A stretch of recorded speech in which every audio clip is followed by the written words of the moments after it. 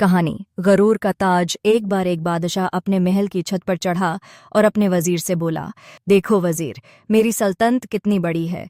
लोग मेरे हुक्म पर जान देने को तैयार हैं। मेरे जैसा ताकतवर कोई नहीं। वजीर ने अदब से कहा, जहां पनाह, अगर इजाजत हो तो एक बात कहूं। बादशाह ने कहा, कहो।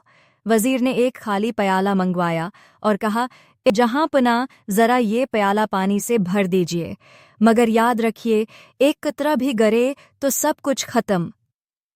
बादशाह ने एहतियात से भरने की कोशिश की, मगर एक कतरा पानी बाहर गिरा।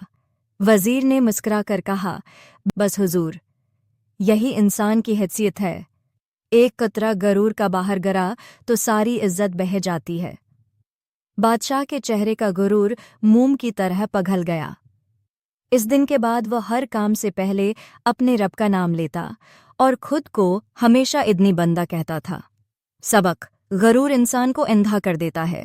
जो जितना ऊंचा होता है उसे उतना ही झुककर जीना चाहिए, क्योंकि दरख्त भी फुलाने पर झुक जाता है।